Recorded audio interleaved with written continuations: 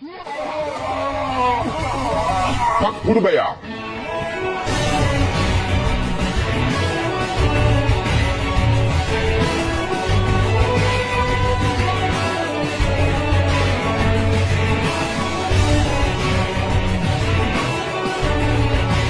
Ahok.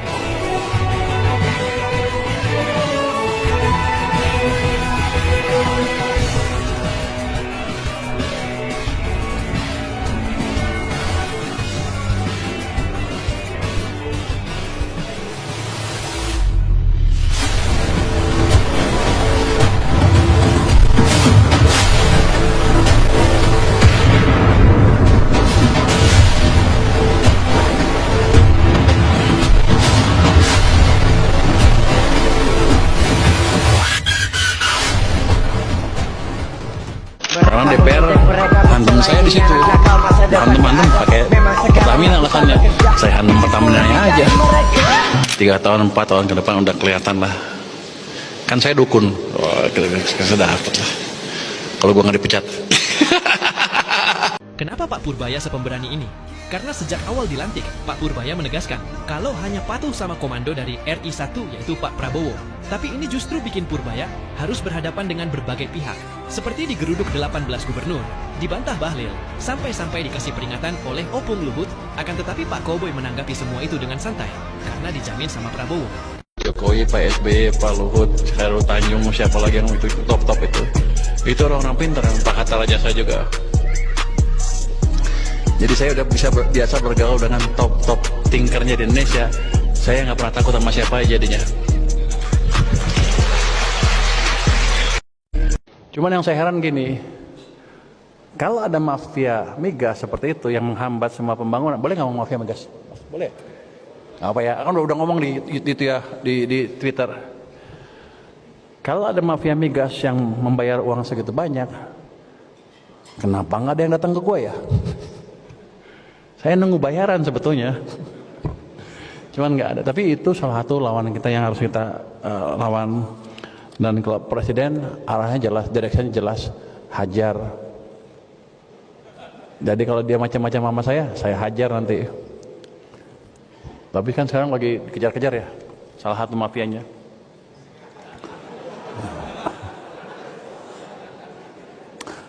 Jadi gitu. Orang tanya aja lagi, kita harus mengundang investor asing untuk masuk sini untuk tumbuh lebih cepat. Tanpa FDI, tanpa investor asing, kita nggak mungkin pertumbuhan ekonomi cepat. Yang harus kita ingat adalah investor asing tidak datang ke sini untuk membangun ekonomi Indonesia. Emang kita siapa? Dia datang ke sini untuk menikmati kue pertumbuhan ekonomi Indonesia. Jadi modalnya apa? Kita ciptakan pertumbuhan ekonomi yang cepat, iklim investasi yang baik. Udah ada tadi semuanya. Begitu terjadi, mereka akan beramai-ramai masuk sini. Saya akan jual mahal sedikit. Ngapain saya minta-minta? Kalau mau masuk, oh iya, saya di atas, tangan kita di atas, tapi kita minta. Tapi kan gaya mintanya. Saya selalu begitu, kalau debat sama siapa, tangan saya selalu di atas. Saya nggak mau mempermalukan Indonesia dimanapun. Contohnya apa? Ini contoh nih. Suatu saat Indonesia berdiskusi dengan Bank Sentral Cina untuk menaikkan bilateral agreement, di mana kita bisa pakai uang yuan di sini, Cina pakai rupiah di sana. Nggak lama nggak dipakai kan, udah mau expired, mau ditingkatin naiknya dari 20 miliar dolar ke 30 miliar dolar. Negosiasilah kita. Saya sih bukan bidang saya di maritim, tapi bos saya tuh emang menteri segala urusan kayaknya tuh. Pur, kau datang ke negosiasi sana. Lupa bukan urusan saya. Udah lu kawal aja. Oke. Datang saya kawal sana, tak. Negosiasi lah. Gubernur Bank Sentral Cina, stafnya atau 3 orang, di sini 3 orang juga. Salah satu saya yang dari maritim tersesat. Diskusi moneter, pinjaman luar negeri. Keuangan nggak ikut.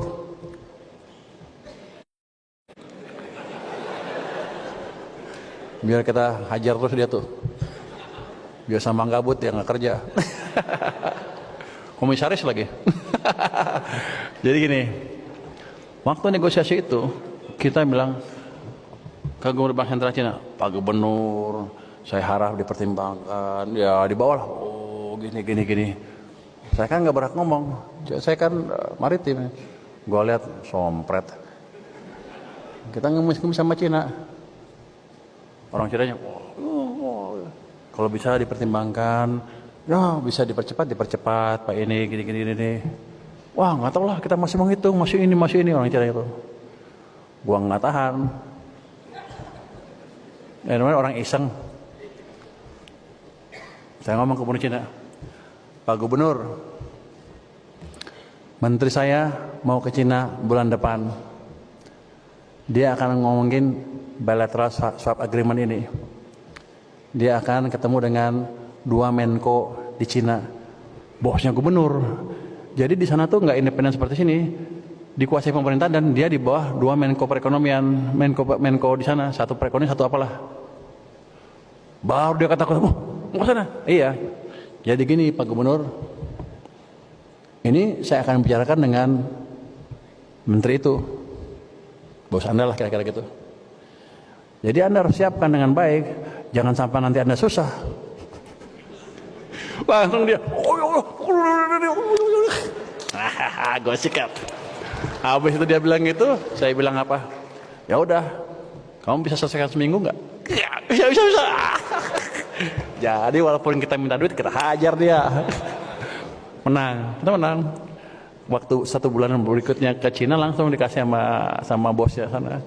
Jadi kita nggak even minta persetujuan si gubernurnya, kita masuk ketemu atasnya. Waktu even nggak ini makan siang, Pak Luhut bilang, gimana masalah itu bilateral? Oh sudah kita itu udah CRS, kita makan aja sekarang. Jadi 1 detik selesai.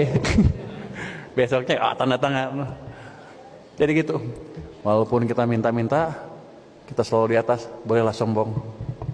Tapi untuk mewakili negara harus sombong terus. Apa lagi mau cerita lagi? Masih ada kan? Udah habis waktunya? Habis. Udah habis katanya waktunya. Belum. 1 juta lagi ya. Apa lagi ya? Kalau ini habis orang bilang si Purbaya nggak pengalaman internasional apaan? Tahu nggak Anda wilayah udara Singapura? Udara yang dikendalikan oleh Singapura, FIR, Flight Information Region. Kan baru dikembalikan ke Indonesia baru-baru ini kan, setelah sejak tahun 40 dikuasai Singapura. Jeleknya apa? Karena wilayah udara air traffic controlnya diketuai Singapura. Kalau presiden mau ke Riau, dia minta izin Singapura. Karena mereka yang kontrol wilayah udaranya. Angkatan udara kita mau ke Natuna, dikendalikan oleh Singapura. Kacau lah. Dulu pernah ada usaha untuk mengembalikan itu. Cuman susah sekali. Karena orang kita juga senang itulah. Mata-mata Singapura sampai Indonesia. Waktu rapat mengenai masalah itu, saya rapat dalam 1 jam sampai ke Singapura. Dalam 2 jam sampai ke saya. Bahwa Singapura udah tahu. Dia nggak tahu kita juga punya mata-mata. Mas udah sampai, oke. Jadi kita kalian basically pada akhirnya debat lah ke ini. Kita ketemu tim kecil ke Singapura, ketemu Perdana Menteri, Teo Chikin itu dulu wakil Perdana Menteri ya, yang senior, yang jago banget tuh. Debat, Pur biar gue masuk dulu, kata Pak Luhut. Masuk dia. 5 menit nggak keluar. 15 menit nggak keluar, setengah jam nggak keluar, 40 menit dia buka pintu, seret, masuk Pur. Satu-satu kita masuk dua, jadi 3-3. Debatnya udah berdiri, nggak duduk, meja di sini kita berdiri, tuh. Saya bilang gini, Pak Teo, by international law UNCLOS, wilayah terluar kita sama langit-langitnya adalah kedaulatan Indonesia. Oh nggak bisa, UNCLOS akan dirubah. Tidak, UNCLOS sudah final dan nggak ada diskusi lagi. Ini hukum internasional yang berlaku. Wah gini. Terus dia bilang gini, dulu kami kenapa tanda tangan UNCLOS? Karena UNCLOS tuh hukum internasional ya, laut, udara gitu ya kira-kira ya, hukum laut lah. Terus dulu kami setuju UNCLOS karena Indonesia berjanji kepada saya ke Singapura untuk memberikan sesuatu ke kami sesuai dengan permintaan kami. Wah, gue bilang bahaya juga nih. Tapi kita belagak-gagah kan.